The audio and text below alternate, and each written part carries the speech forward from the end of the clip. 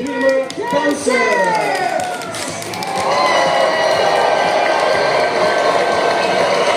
Ano ba natin dito?